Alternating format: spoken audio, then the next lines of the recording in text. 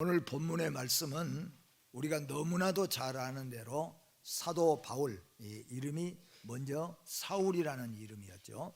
사울이라는 사람이 교회를 핍박하고 예수님을 핍박하고 또 예수 믿는 사람을 죽이고 이미 결박하여서 옥에 가두기도 하는 일들을 했습니다. 근데 오늘 본문에 보니까 이보다 이제는 더 크게 아예 예수 믿는 사람들을 잡아다가 결박하고 기독교를 말살하기 위해서 대제사장들로부터 이미 영장을 받아가지고 다메섹에 많은 그리스도인들이 숨어들었다는 정보를 입수하고 다메섹으로 쫓아가다가 다메섹 도상 다메섹 도상 앞에서 예수님을 만나게 되죠. 그래서 예수님을 향하여서 사울이 대답을 합니다. 그리고 우리 주님께서 나는 네가 핍박하는 예수라고 말씀하였고, 그 자리에서 거꾸러진 채로 사도 바울은 눈이 어두워져서 아무것도 볼 수가 없어 다른 일행에 의해서 그 시내로 들어가게 됩니다. 그래서 직가라고 하는 곳에 가서 일주일 동안 아마 사도 바울은 난생 처음으로 완전하게 변화된 모습을 가지게 됩니다. 눈도 마음도 완전히 새로워지고 새로운 생각과 마음을 가지게 됩니다. 그때 예수님께서 이미 직가라고 하는 다메섹에 와서 살고 있는 신실한 기독교인인 아나니아에게 주님이 말씀하셨습니다. 직가라고 하는 동네에 가서 사울이라는 청년을 찾으라. 그리고 그 사울에게 가서 안수하라고 말씀하실 때 아나니아는 주님께 대답을 했죠. 저는 가기가 어렵습니다.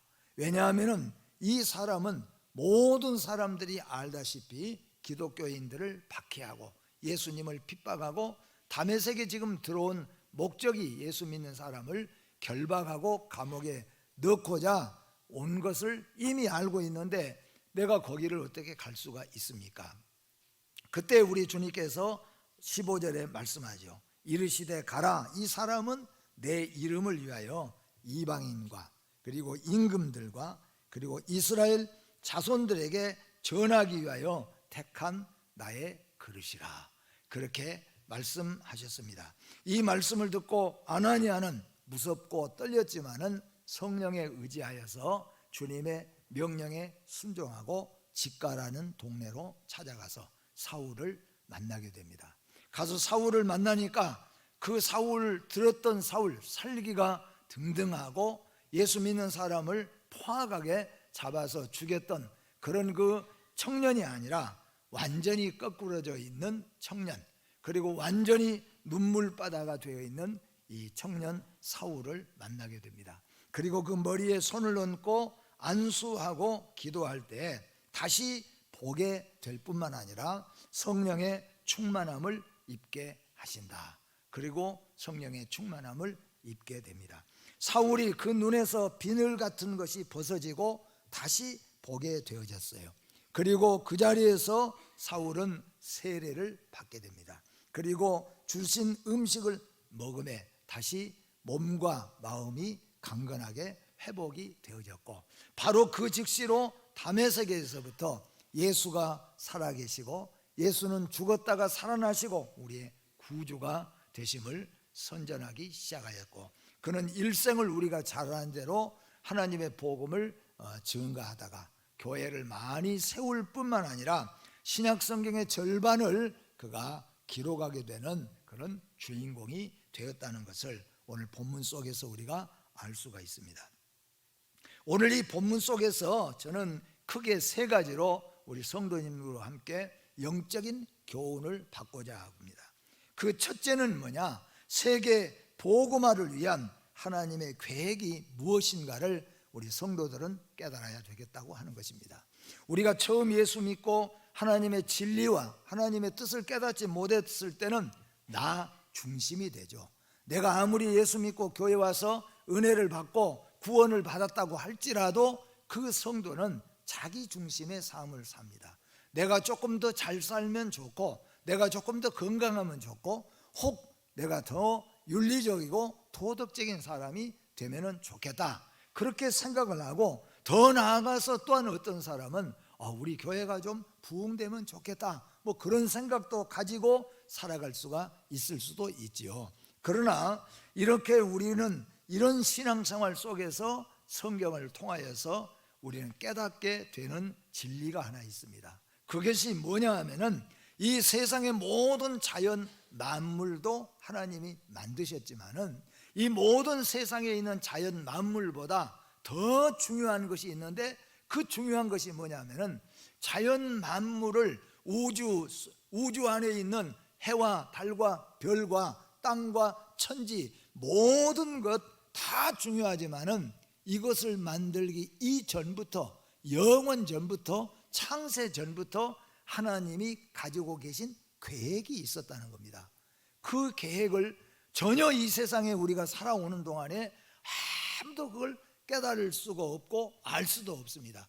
여러분도 마찬가지고 저도 마찬가지고, 우리가 신앙생활하고 교회를 출입하지만은 하나님의 이 엄청난 계획이 있었다는 것을 알지를 못합니다. 그리고 세상 속에 보이는, 눈에 보이는 그저 해와 달과 별과 땅 천지 안에 있는 이런 것들에 대해서 우리가 그냥 조금 더 가지고 조금 더 누리면서 살고자 하는 것이 우리의 신앙생활이었다고 말할 수밖에 없지요. 그러나 우리가 영적으로 깨닫고 나면은, 오늘 사도 바울은 그가 다메섹에서 주님을 만나고, 그리고 주의 말씀을 듣고, 그리고 그가 엎드려서 기도하는 동안에 하나님은 자연 만물을 만드시기 이전에, 창세전에 엄청나고 위대한 계획을 가지고 계셨다는 것을 알게 되는 겁니다. 이 놀라운 계획이 무엇입니까? 하나님께서는 창세전에 하나님의 나라를 계획하시고, 하나님의 나라를 세워가시고, 하나님의 나라를 완성하실 것을 하나님은 계획하고 계실 뿐만 아니라, 하나님은 온 마귀와 사탄과 모든 귀신의 존재들이, 그리고 많은 사람들이, 영웅호골들이 거스려 하나님과 싸울지라도 하나님은 그 계획하시는 것을 차질 없이 이루어져 가고 있고, 그 이루시는 것은 뭐로? 하나님의 나라, 그 나라를 하나님은 세우시고 그 나라를 완성시켜 가신다는 것을 오늘 사도 바울은 깨닫게 되어집니다. 사랑하는 우리 성도 여러분, 우리는 이 세상에 태어나서 수십 년 살다가 내가 몇 년을 더 사느냐, 내가 얼마나 건강하게 사느냐, 내가 얼마나 누리고 사느냐, 내가 얼마나 더 많은 것을 가질 수 있느냐, 내가 어느 대학에 들어가고 어떤 직장을 가느냐, 이것이 지금 우리에게는 아주 중대하게, 그것보다 중요한 것이 없는 것처럼 여겨지지만은 우리는 기억해야 됩니다. 이 세상의 우주 만물보다 더 중요한 것은 하나님의 계획이 있다고 하는 겁니다. 그 계획이 무엇이냐? 그 계획을 우리는 깨달아야 되겠다 하는 말씀입니다. 두 번째로 우리가 오늘 말씀을 통해서 깨달아야 될 것은 뭐냐? 사울 한 사람의 회심이 교회와 복음 전파에 끼치는 영향이 얼마나 크다고 하는 것을 우리는 알아야 되겠다는 겁니다. 한 사람, 한 단체, 국가면 더 좋겠지요. 한 단체면 더 좋겠지요. 한 가정이면 말할 것 없이 더 좋겠지요. 근데 여러분, 하나님은 놀랍게 한 국가를 변화시켜서, 한 가정을 변화시켜서가 아니라 때로는 한 사람, 어쩔 때는 아무짝에도 쓸모없는 병든 사람 한 사람, 자기 이름도 간신히 쓸 줄밖에 모르는 어쩌면은 한 사람, 한 사람을 하나님께서는 변화시켜서 그 한 사람을 통하여 가정을 살려내고 국가를 살려내고 사회를 살려내는 엄청나고 위대한 일을 하나님께서는 꾸며가고 계신다는 겁니다. 그 중에 한 사람이 오늘 사도 바울의 회심이라고 하는 겁니다. 리빙스턴 한 사람이 예수 믿고 변화받게 되니까, 리빙스턴 한 사람이 아프리카 전 아프리카를 변화되고 예수 믿고 복음의 문이 열려지도록, 그렇게 많은 원주민들이 다 같이 문을 닫고 같은 주위의 원주민들까지도 서로 죽이고 싸우고 하던 이런 아프리카에 리빙스턴 한 사람이 자기 목숨을 던져서 복음을 전하면서 복음의 문을 열게 되는 이 엄청난 일을 하나님이 이루셨습니다. 우리나라도 수많은 기독교인들이 쏟아 들어와서 우리나라에 복음을 전하는 것이 아니라 선교사들, 생명을 건 선교사들이 이 땅에 들어와서 그 한 사람의 피가, 그 한 사람의 생명이, 그 한 사람의 수고가, 그 한 사람의 세상의 모든 누릴 수 있는 것들을 다 내려놓고, 대부분 제가 말씀했잖아요. 우리 한국의 초대교회에 왔던 거의 선교사들은 90%가 의사 출신들이었습니다. 또 아니면은 법률가도 물론 있었지만은 대부분이 의사 출신이에요. 우리가 잘 알지 않습니까? 그 시대의 의사라고 한다면은 그래도 어느 정도의 생활은 누릴 수 있지만 모든 것을 다 내려놓고 그들이 자기 한 생명 복음을 위해서 이 땅에 뛰어와서 그 한 생명이 오늘날 세계 최고의 복음의 국가인 대한민국을 만들게 했다는 것을 여러분 잊지 마시기를 바랍니다. 교회도 마찬가지입니다. 수많은 교인들이 함께 교회를 세우는 것이 아니라 시작할 때 우리는 잘 아는 것처럼 한 사람이 한 가정에서 그렇게 시작을 했어요. 저도 처음 교회, 시골 교회 제가 담임은 아니지만은 교회를 세워지기 이전에, 그 교회가 세워지기 이전에 기도처로 만들었을 때 회관을 빌려가지고 회관에서 또 한 성도가 자기 집을 빌려주어 가지고 그 집에서 예배를 드리면서 시작하는 거죠. 불과 1명, 2명 가족 식구들. 그래서 시작한 교회가 오늘날까지도 교회로서 하나님 앞에 많은 영혼을 구원하는 방주의 역할을 하고 있습니다. 이런 교회들이 많잖아요. 오늘 우리가 보면은 사도행전에서도 마찬가지입니다. 빌립보 지역에 우리가 아는 것처럼 한 사람이 예수 믿고 예수 안에서 자기 집을 교회로 강권적으로 내어주고, 그래서 그 가정에서부터 시작된 교회가 얼마나 마게도냐 지역을 복음화 시켰느냐 하는 것입니다. 여러분, 우리는 잊지 말아야 됩니다. 한 사람 사울, 물론 사울은 공의의 회원 중에 한 사람입니다. 그러나 우리 성경의 역사적으로 보고 우리의 선조들을 보면은 빈부귀천할 것 없이 하나님은 한 사람을 세워서 그 사람을 변화시켜서 변화된 한 사람이, 그렇죠, 진정으로 심령이 변화되고 진정으로 복음으로 예수를 만난 한 영혼이 가정을 살리는 거죠. 저는 많이 지금까지 봐왔습니다. 예수 믿고 구원받은 한 중학생, 한 학생이 온 가정을 다 예수 믿는 가정으로 만들어냈습니다. 한 사람이 대소간의 모든 식구를 예수 믿는 가정으로 만들어내는 사람들도 있습니다. 젊은 아내가 시집와서 9 식구를 다 예수 믿는 그 많은 핍박과 눈물들을 흘려가면서 기도한 끝에 그 가족 9명 모두가 다 예수 믿는 신실한 가정으로 만들어내고 마는 그런 역사를 체험하게 되어지고 또 보게 되어졌습니다. 이게 뭐냐면은 한 사람의 영향력이 얼마나 중요하다고 하는 것이에요. 오늘 사랑하는 성도 여러분, 여러분들은 어떻습니까? 나는 그 정도는 할 수가 없다고. 그렇지 않습니다.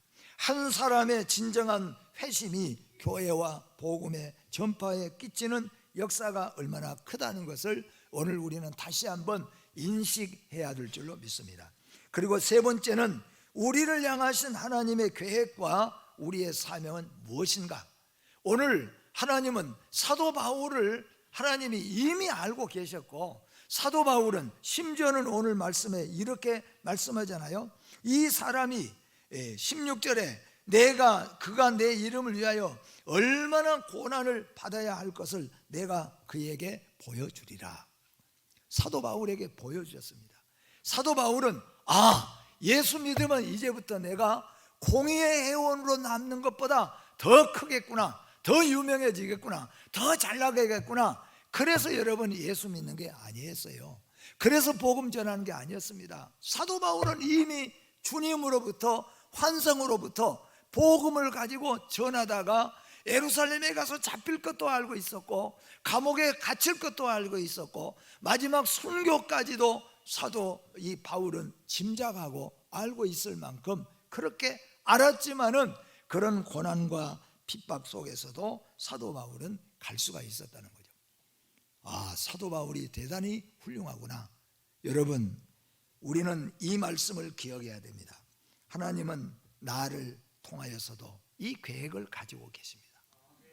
사도 바울이 어느 교회 에베당으로 말한다면 사도 바울이 현관을 위해서 현관 짓는데 사도 바울이 그저 물질도 바치고 자기가 현관도 다 만들었다고 한다면 교회는 뭐예요? 지붕도 있고 벽도 있고 종탑도 있고 강단도 있고 많잖아요. 에베당 우리가 지면서 해보잖아요. 어떤 많은 성도들이 에베당 지는데 헌금도 하고 희생도 하잖아요. 저는 종탑을 하고 싶습니다. 저는 강단을 하고 싶습니다. 저는 강단 꽃꽂이 하는 꽃나무 이 화분대를 하고 싶습니다. 저는 지붕을 채우는데 일하고 싶습니다. 저는 벽돌을 만장하기를 원합니다. 다 이렇게 해서 교회를 건축하는 것처럼 하나님의 구원의 계획은, 하나님의 나라의 계획은 하나님께서 사도 바울 한 사람을 통하여서만 하나님이 교회를 세워 가신 것이 아니라 여러분과 제가 기억해야 될 것은 나를 통하여서도 하나님의 교회 에베당으로 말한다면 어느 벽이든지 어느 한 부분을 나를 통하여서도 하나님은 그 일을 이루어 가신다는 것, 그것을 우리는 잊지 말아야 되겠다 하는 것입니다. 그래서 우리를 향하신 하나님의 구원의 계획, 사도 바울은 이방을 위해서 생명을 걸고 4번씩이나 감옥에 잡히고 강의 위험 또는 짐승의 위험 또는 동족의 위험, 칼의 위험, 배고픔의 위험, 많은 위험이 있지만은 자기에게 맡겨준 이방 교회를 위해서 사도 바울이 헌신한 것처럼 여러분과 저에게도 우리가 멀리 가서 필리핀을 위해서, 태국을 위해서 또는 방글라데시를 위해서 우리가 나가서 하지는 못하지만은 찬송에도 말씀하잖아요. 내게 맡겨준 내 가정에 믿지 않는 자들, 우리의 자녀들, 아니면 우리 이웃들, 우리 대소간만큼이라도 나를 통하여 하나님 이루어 주십시오. 내 가족도 남의 손으로 지어서는 안 되잖아요. 내 집도 남의 손으로 지어서는 안 되잖아요. 그래서 우리가 기도해야 되죠. 하나님, 내가 멀리 가서 저 태국을 가고 아프리카에 가서 복음을 전하지는 못해도 우리 집안에 있는 믿지 않는 그 사람을 내가 세우는데 나를 통하여 이루어 주십시오. 우리 대소간에 믿지 않는 그 사람들만큼이라도 내 손으로 세워서 짓도록 해 주시옵소서. 우리가 그런 사명을 오늘 가져야 되겠다, 그런 말입니다. 온 세계 복음화를 위한 하나님의 구원의 계획, 하나님은 창세전에 구원을 계획하시되 때로는 민족, 때로는 가정, 때로는 개인의 구원을 애정하시고 이루시는 하나님이십니다. 베냐민 지파의 사울을 들어서 복음을 전할 그릇으로 택하였었다고 오늘 15절에 말씀하고 계십니다. 또한 교회를 세우시기 위한 바울의 고난까지도 심지어는 계획에 놓으셨다고 말씀하십니다. 후일에 사도 바울은 복음을 전하면서 당한 고난을 모두가 하나님의 계획하심으로 믿고 감사를 했습니다. 사도 바울이 우리와 다른 것은 그가 아주 의지가 강하고 그가 아주 배짱이 뛰어나기 때문에 죽을 줄 알고 잡힐 줄 알고 또 강의 위험, 고난의 위험, 다 배고픔의 위험, 칼의 위험이 있는데도 못 모르고 가다가 그냥 당한 것이 아니었다는 거죠. 사도 바울은 이것까지도 하나님이 계획해 놓으신 것을 알고 고난이 오면 고난, 감옥에 갇히면 감옥에서 복음 전하라고 하는 거구나, 그리고 전했고, 고난이 오면은 고난을 우리에게 안겨주는 그 사람을 위해서 복음을 전했다는 거죠. 왜냐하면은 이것도 하나님의 계획 속에 있다는 것을 사도 바울은 깨달았기 때문인 것입니다. 여러분, 예수 믿다가 오는 고난, 그것도 하나님이 우리에게 주시는 축복의 약속인 줄 믿으시길 바랍니다. 하나님은 알고 계시고 하나님은 계획 속에 우리에게 주시는 것이니까 두려워하지 말고 우리가 당하면서 가자고 하는 말씀입니다. 첫째, 하나님의 계획은 핍박자 사울을 통하여 이방인과 임금들과 유대인들에게 복음을 전할 그릇으로 택하여 놓았다는 겁니다. 둘째는 하나님의 계획은 마게도냐에 하나님의 교회들을 세우시고 복음의 기초를 다지게 하실 것을 이미 계획하고 계셨다는 겁니다. 셋째는 하나님의 계획은 사울이 당하는 고난까지도 계획하고 간섭하시는 하나님이시다고 하는 겁니다. 그러므로 여러분, 우리가 신앙생활하면서 또한 복음을 전하면서 당하는 크고 작은 수치와 또는 조롱과 고난과 핍박이 온다고 했을 때 여러분은 이 생각하시기를 바랍니다. 고난, 복음 전하기 위해서 우리가 당하는 고난, 하나님이 우리에게 작정해 주시고 계획하시는 사실은 축복이라고 하는 거예요. 이것을 통하여 하나님은 교회를 세워 가실 것이고, 그리고 우리에게는 놀라운 하늘의 상급이 있다는 것을 바울이 깨달은 것처럼 우리도 성령으로 깨닫기를 주의 이름으로 축복합니다. 사울의 회심이 세계 복음화에 끼친 영향이 얼마나 큽니까? 사울의 회심은 하나님의 구원 계획에 의한 성령의 역사하심입니다. 한 사람의 진정한 회심은 교회와 복음 전파에 큰 영향을 끼칠 수 있다는 것을 아셔야 됩니다. 교회 역사상 한 사람의 참된 회심은 나라와 민족과 가정과 사회에 미치는 영향이 대단히 컸습니다. 오네시모 쓸모없는 사람이었어요. 주인의 것을 훔쳤는지 도둑질했는지는 잘 모르겠지만은 오네시모는 감옥에 갇혀야 될 만큼만 죄를 범했습니다. 그는 종으로서 함부로 살았지만 옥중에서 사도 바울을 만나고 그는 심령이 변화되었습니다. 옥에 갇혀있는 사울을 대신해서, 옥에 갇혀있는 사도 바울을 대신해서 복음을 전달하고 전하는데 생명을 걸어서 신복처럼 일했던 사람이 바로 오네시모입니다. 한 사람의 변화가 이렇게 크고 중요하다는 겁니다. 한국 교회에서도 마찬가지입니다. 특히 최권능 목사나 김익두 목사 등의 회심은 한국 교회 부흥에 큰 불길을 지폈다고 말할 수 있었습니다. 그 사람들이 유명한 학자가 아니었습니다. 마을의 유명한 도덕가 윤리가도 아니었습니다. 두 사람 다 유명한 주먹 깡패였습니다. 그들은 함부로 세상을 살던 쓸모없는 사람들이었어요. 그러나 그들이 예수를 믿고 진정으로 심령들이 완전히 바뀌어졌습니다. 하나님을 만나고 하나님의 뜻과 계획이 무엇인가를 알게 된 그들은 생명을 걸고 복음을 증거하여서 한국 교회 부흥의 초석들이 다 되었다는 것을 이미 우리는 알고 있습니다. 한 사람의 바른 회심이 나라를 살리고 사회를 살리고 가정을 구원의 가정으로 이끕니다. 여러분 어떻습니까?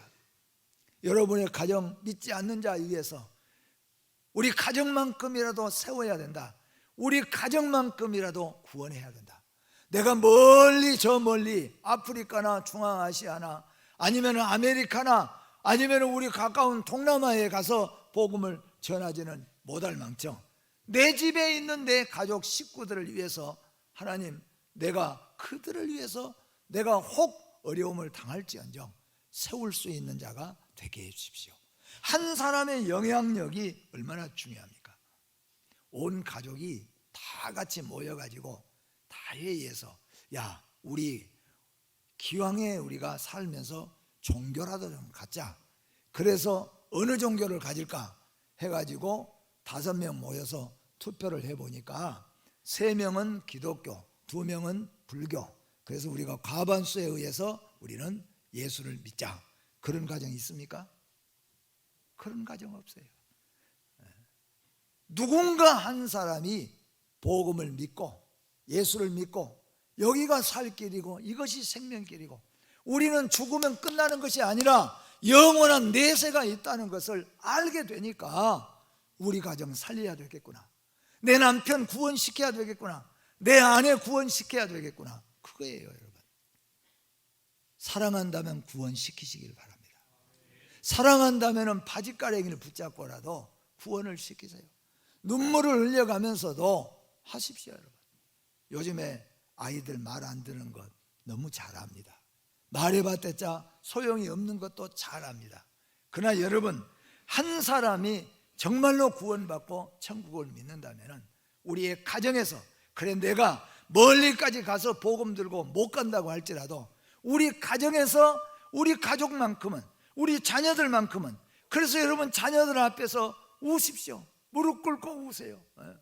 아버지의 소원이고 어머니의 소원이다. 울면서 여러분 간청하십시오. 그래서 나를 통하여 내 남편 예수 믿고, 나를 통하여 내 사랑하는 자녀가 예수 믿고, 나를 통하여 대소간이 예수 믿고, 이런 역사를 하나님은 우리를 통하여 계획하고 계시고 우리에게 하나님께서 말씀하신다는 거죠. 이렇게 교회를 세워가는데 돌아보면 그렇잖아요. 내 남편마저도 내가 구원 못하고 다른 사람을 통하여서 구원하려고 하고, 내 아들만큼도 그렇게 하는 것보다는 여러분 나를 통하여 살리는 자죠. 나를 통하여, 우리를 통하여 역사해 주십시오. 이런 사명이 우리에게 필요하다, 그런 말씀입니다. 근데 이 모든 계획에는 가장 중요한 것이 성령의 역사하심이 필연적이라는 거죠. 누군가가 나도 한번 해보자. 사도 바울이 그렇게 하니까, 그래서 시몬이라는 사람이 사도 바울처럼 예수 이름 걸고 해보니까, 그래서 주문을 외우고 해보니까 오히려 귀신 들린 사람이 뛰어들어서 예수도 알고 사도 바울도 아는데 네 놈은 어디서 굴러온 놈이냐 붙잡고 늘어졌다는 거죠. 여러분, 사람의 힘으로는 할 수가 없습니다. 아무리 여러분이 말 잘하고 많이 배웠어도 사람의 입으로, 사람의 재주로 해서는 안 되는 거죠. 하나님의 교회는 우리는 기억해야 됩니다. 하나님의 모든 계획은, 그리고 하나님의 모든 역사는 성령의 역사하심이 필연적이라는 거죠. 성령이 아니면 할 수가 없는 거죠. 아무리 많이 배웠던 공의의 회원들, 아무리 대제사장들, 성령의 역사가 아니면 아무것도 할 수 없고 오히려 교회를 파괴하는 자들이 될 수밖에 없었어요. 그러나 내 이름도 쓸 줄 모르는 할머니들, 옛날에 우리 할머니들 알잖아요. 자기 이름 간신히 쓰는 우리 할머니들이지만 성령 충만하고 성령 받은 우리 할머니들이 자녀들을 위해서, 손주들을 위해서 눈물로 기도하고 하나님의 교회를 세워가는 겁니다. 여러분, 우리 12명의 제자뿐만 아니라 예수님의 제자들이 어떻게 했습니까? 성령이 충만하게 임하였다는 거죠. 그래서 사도행전 1장 8절에 성령이 너희에게 임하시면이라고 말씀합니다. 우리는 다 성령을 받아야 됩니다. 성령을 믿어야 됩니다. 성령을 의지해야 됩니다. 내 입으로 하려고 하면은 창피하고 부끄러울 때가 있죠. 세상 말로 표현한다면은 아이고 복음 전하는 거 그냥 쪽팔린다고 생각을 해요. 내 생각으로 하면 그럴 수밖에 없습니다. 그런데 여러분, 성령이 내게 임하시면, 권능이 나에게 임하시면은 할 수 있는 줄 믿습니다. 그래서 찬송하잖아요. 할 수 있다 하시니는 하잖아요. 할 수 있다 하시니는 성령님이 할 수 있다는 거죠. 좀 배우지 못했는데 그래도 할 수 있다는 거죠. 나는 예수 믿는 지 이제 몇 개월밖에 안 됐는데요, 그래도 할 수 있다는 거죠. 나는 몸이 약하는데요, 그래도 할 수 있다는 거죠. 왜요? 실제적으로 그렇게 하셨다는 거죠. 성령이 필연적이라는 것을 기억하시기를 바랍니다. 하나님의 역사하심 속에는 반드시 돕는 일을 세우시는 것을 잊지 마시기를 바랍니다. 근데 놀라운 것은 하나님은 내가 기도하고 성령의 은혜를 받고 내가 하려고 할 때, 내가 이 복음 증거하려고 할 때, 내가 하나님의 교회를 위해서 일하려고 할 때 하나님은 하게 하는, 돕는 자를 주신다는 겁니다. 사도 바울 혼자 한 것이 아무것도 없습니다. 사도 바울이 가는 곳마다 하나님께서 위대한 협력자를 다 붙여주었다는 겁니다. 심지어는 남의 그 도둑질하고 남의 집 망쳐놓고 감옥에 갇힌 아무짝에도 쓸모없는 오네시모를 하나님이 미리 감옥 속에다 다 갖다 놓고, 사도 바울이 거기 가서 선생님은 점잖으신 것 같은데 어떻게 감옥 속에 왔습니까? 그래서 사도 바울이 오네시모에게 감옥에서 뭐 할 거예요? 복음을 증거해서 복음의 성령의 역사하니까 오네시모가 거꾸러졌어요. 그리고 복음의 신분꾼이 되었습니다. 여러분, 우리가 기도하고 우리가 하나님의 역사를 이루려고 할 때 하나님은 이미 돕는 일을 세우시는 줄 믿으시기를 바랍니다. 사울의 복음 사역 속에는 수많은 하나님의 여종과 남종들을 때마다 일마다 준비해 놓으셨습니다. 하나님께서는 어떤 연유에서든지 성령의 사람 아나니아를 다메섹에 보내 놓으셨습니다. 그러니까 생각해 보면은 예루살렘에서 기독교가 부흥하기 시작했는데 아나니아는 어떻게 했는지, 신실한 그 아나니아가 먼저 다메섹에 와서 거기서 살고 있었다는 거예요. 그래서 하나님께서 아나니아를 보냈어요. 먼저 보내놓으셨다는 겁니다. 하나님은 이런 역사를 이루시는 거죠. 바나바와 같은 따뜻한 권위자, 곧 마음의 배려자를 세워서 성령의 대역하심과 복음의 불길을 지피는 일도 하셨습니다. 그렇게 원하고 부드러운 바나바를 이미 하나님이 안디옥 교회에다가 먼저 갖다 놓으셔요. 그래서 안디옥 교회에서 성도들을 모아서 가르치는데 바나바가 사울을 가서 불러다가 같이 목회하게 됩니다. 먼저 하나님이 그렇게 준비해 놓으셨다는 겁니다. 우리를 향하신 하나님의 계획과 우리의 사명은 무엇입니까? 여러분에게 하나님께서는 저 5대양 6대주를 누리면서 복음 전하라고 말씀하지는 않으신 것 같아요. 여러분에게 하나님께서 지금 이 나이지만은 저 아프리카나 어느 곳에 가서 복음을 전하라고 하지는 않으신다고 할지라도 오늘 하나님은 나를 향하여서 하나님의 구원의 계획에 필요한 일꾼으로 하나님 계획하고 계신 줄 믿습니다. 그 계획이 무엇인가 여러분 물으시고, 작지만 하나님 나를 보내주소서. 오늘 이사야도 그랬지만은 오늘 아나니아도 내가 여기 있나이다 라고 대답을 했습니다. 어떤 교회든지 주체는 어디에서든지 주체는 성부, 성자, 성령님 동일하시지만 하나님 아버지께서 계획하시고 성자 예수님께서 죽으시고 부활하시고 그리고 성령 하나님께서 부르시고 그 감동과 감화를 주시는 것은 어느 교회나 어느 시대나 동일하십니다. 어느 교회는 성령님이 일하시고 어느 교회는 사람이 일하고 그런 게 없어요. 하나님의 교회는 어느 시대든지 어느 곳이든지 성부, 성자, 성령 하나님께서 창세 전부터 계획하시고 그리고 그 일을 이루어 가시고 그 일을 완성시키는 것은 하나님의 역사, 동일한 역사입니다. 그런데 중요한 것은 뭐냐면은 시대마다 하나님께서 교회마다 시대마다 일마다 하나님이 들어서 쓰시는 자는 각각 다르다 그런 말입니다. 초대교회 때는 바울을 통하여 이방의 그릇으로, 예루살렘 교회는 야고보와 또는 사도들과 베드로를 중심으로 해서 이렇게 하나님이 세워가신 것처럼 하나님은 시대마다 교회마다 하나님은 각각 다른 사람을 하나님이 통하여 세우십니다. 곧 세안교회는 여러분과 저를 통하여 세우시어 가신 것을 믿으시기를 바랍니다. 나를 통하여 이루시고 계신다는 겁니다. 오늘 모든 구원의 역사는 하나님의 구원의 역사입니다. 계획입니다. 모든 주역은 우리 주 예수 그리스도와 성령의 역사이십니다. 오늘 여러분 부족하다 못하다 하지 마시고 하나님 사도 바울을 쓰신 것처럼 또는 우리 믿음의 많은 선조들 선교사들을 통하여서 한국교회를 세워 오신 것처럼 또 세안교회 누구를 통하여서 세워왔고 여기까지 온 것처럼 이제부터 하나님 나를 통하여 우리를 통하여 하나님의 계획을 이루어 가시고 그 계획을 이루시는데 우리를 통하여 사용하여 주시기를 기도하시는 여러분과 제가 되어지기를 주의 이름으로 축복합니다. 기도하겠습니다. 거룩하신 하나님, 능력의 하나님 감사합니다. 하나님은 창세 전부터 구원의 계획을 세우시고 그리고 그 구원을 이루어 가시고 완성시키는데 사람을 통하여 이루어 가신다는 것을 오늘 우리는 다시 한번 확인했습니다.